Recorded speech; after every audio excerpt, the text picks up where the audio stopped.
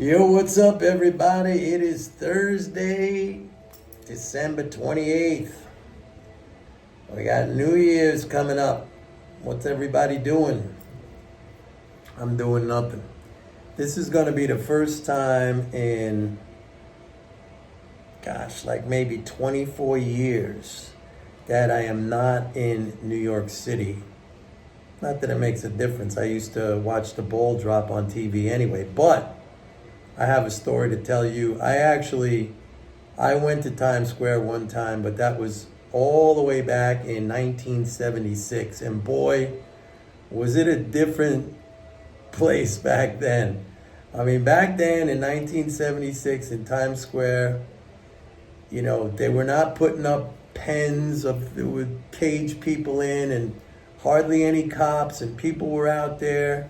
And they were drinking, and everybody had alcohol, and there wasn't these, celebrities performing and stages set up. It was just raucous, wild, New York City, out of control, but everybody had a good time, and they weren't caged in, and like almost zero police presence.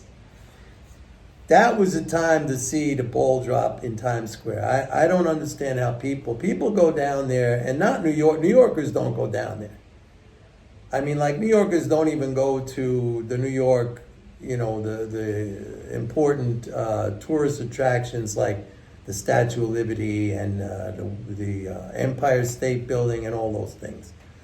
It's all tourists that go down there, and what gets me is, like, they go down there like hours and hours and hours before midnight, and they are literally caged in. The police, NYPD erects these barricades, and you are locked in there. And there's like 1 million or 2 million people eventually that go down there. You are locked in these barricades, and you cannot go out. I mean, if you need to go to the bathroom or something like that, you are stuck there. And people do this every year. And I look at this and I'm just like, man, I cannot believe that people want to be down there so bad that they're putting themselves in that position where they're just locked in these pens and they can't get out. But anyway, I guess everybody's free to do what they want to do. But I'll be watching it on TV. I'm out here in LA, so 9 o'clock my time, I'll be seeing the ball drop. But for me, I hate New Year's Eve because I think it is the most overrated and overclimactic event of the year. I can't stand it. Like, all this pressure to do something. I usually just go to sleep before 12 midnight. I mean, there's all this pressure to do something. It never lives up to what you expect it's going to be.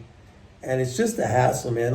For me, the holidays, just get it over with, and let's get on with the new year, and that's it. As far as the markets are concerned, end of the year, it's quiet. There's not a whole lot to talk about.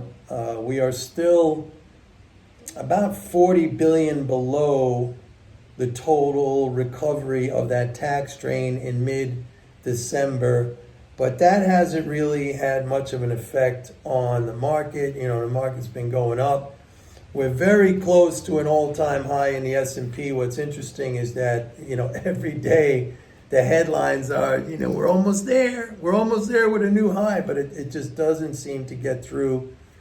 I think a classic market reaction or classic market action, because I got years and years of experience of being in the markets, but a classic would be you finally get over that hump, you get a marginal new high in the S&P, and then in the first quarter of 2024 you go into a big correction because the market is definitely ahead of itself.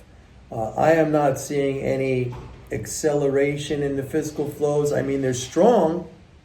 Don't get me wrong, they're strong. And, the big picture remains bullish for 2024.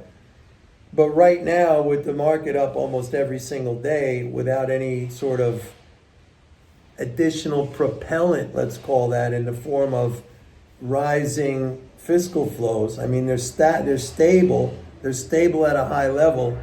I just think that the market is overdone.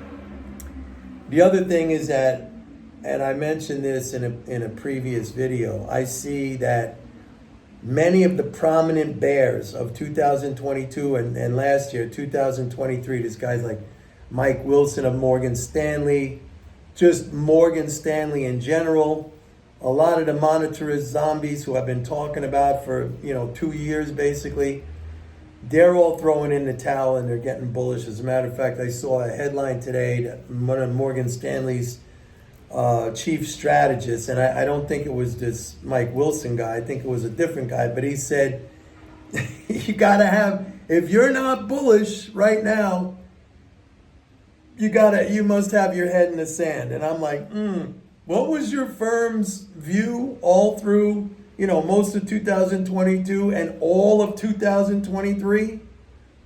Guys, you guys were predicting recession. You guys were predicting 3,000 on the S&P or lower. I think Mike Wilson was even predicting 2,500 on the S&P.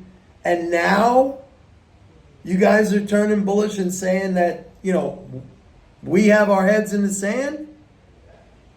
I wonder who has their head in the sand right now. I mean, I saw this. This reminds me a lot of when 2019 coming into 2020. I saw the same dynamic in terms of sentiment. I saw the same dynamic in terms of the fiscal flows, that they were kind of slowing down towards the end of the year and into January. And there were a lot of people at that time, very similar to what we're seeing right now, people who had been like super bearish during 2019 when the market was going up. Saying, now's the time you have to buy stocks. Like they waited the entire period of the advance. They just sat there watching the advance saying, it's going down, you got to be short, you got to be in cash. And then we came into 2020 and they're like, now you got to get bullish. And then what happened was we peaked out in February and then COVID came in March. Okay. Nobody knew that COVID was going to hit. And I don't even think that was necessarily a requirement for the correction. But many times corrections, especially big ones, it's like, I think I said in the past, it's like a rubber band getting stretched too far. It's going to snap back. And you get, what triggers that snap back is some catalyst. Something happens, some catalyst to make everybody. And what I think it's going to be is fourth quarter corporate earnings.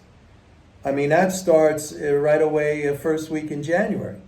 Okay, so we're going to get bank earnings, and then that's going to roll out through the entire first quarter of 2024.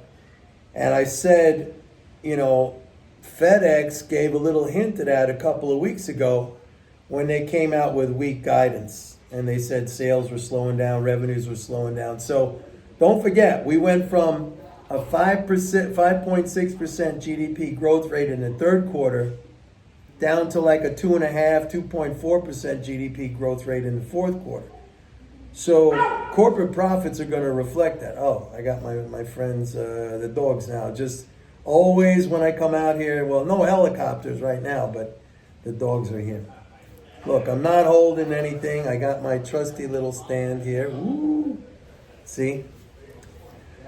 So the other thing, I'm predicting a big dollar rebound in 2024. The whole dollar selling right now it's kind of humorous to me because it's basically the same people. This is the whole monetarist,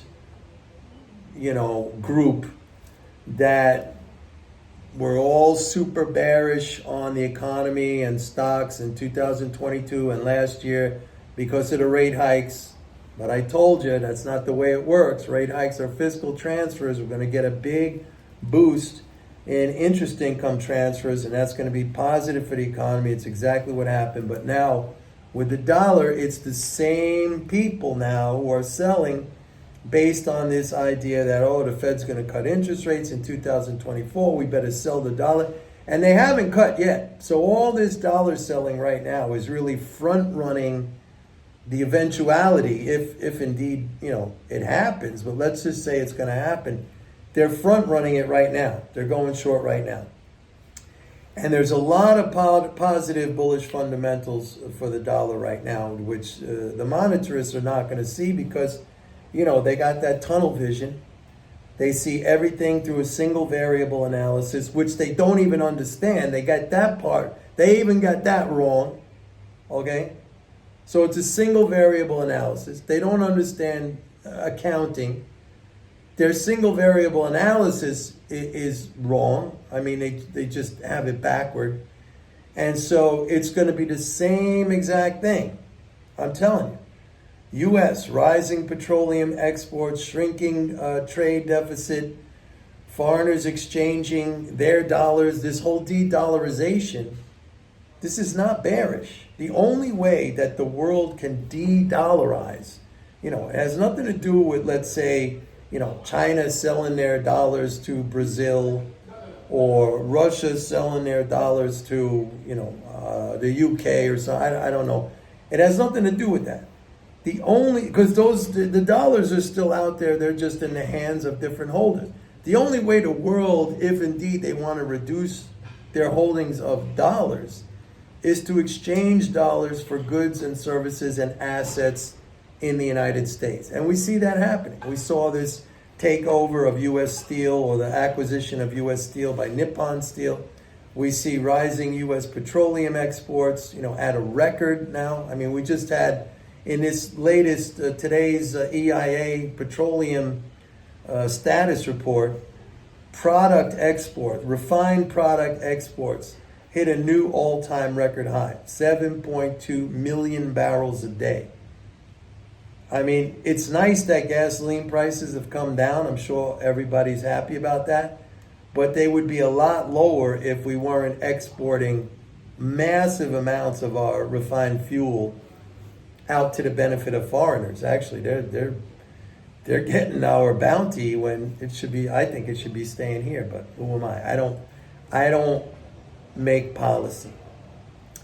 So that's going to be a big play in 2024. Okay, and we'll see beyond that. But the currency play is going to be very interesting. Again, fiscal indicates bullish economy, bullish stocks for 2024. I'm just saying that the market has gotten ahead of itself. I like the fact that a lot of these people, all of these people who were wrong last year, they're all turning super bullish right now. And, I said in the past, if you know nothing else, we used to have a thing when I was a floor trader.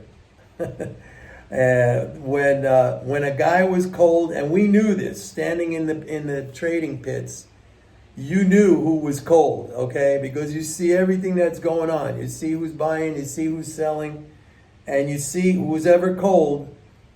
That was like, we used to use that as a trading system, basically. You just go against the guy that is cold. And sometimes, and everybody went through this, okay? It's like baseball when you got a great hitter, but he gets in a slump. And some of these guys were ice cold, man, and we'd go against them every single time. And it worked until it didn't work, which is why I always have the backup of my fundamental analysis of the economy, because that's what you really need. I mean, what I'm telling you about going against somebody who's cold, that's cute, that's fun, but you really need to understand the macro and always have that by your side. That's what's going to guide you. Remember, I've always said that's like your GPS. That's like your charts. You're out on the open ocean. You're a mariner. You need to know where you're going. It may look like you got to go west.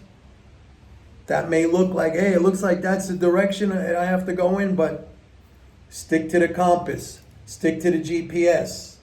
That's going to get you where you want to go. All right? And for those of you who are pilots out there, you know what I'm talking about. Because you always listen to your instruments. There are going to be times, I'm not a pilot, but I've heard stories. You're flying in bad conditions. It seems like you ought to go in that direction. Listen to your instruments. And your instruments, that's your understanding of macroeconomic conditions, and that is, that's your understanding of MMT. Anyway, that's it for today, folks. Maybe I'll see you tomorrow. If not, have a great, happy, healthy New Year's. Have a great celebration if you're going out. Stay safe. If you're going down to Times Square, man, good luck with that. I hope you have fun. Anyway, I'll see you guys. Bye.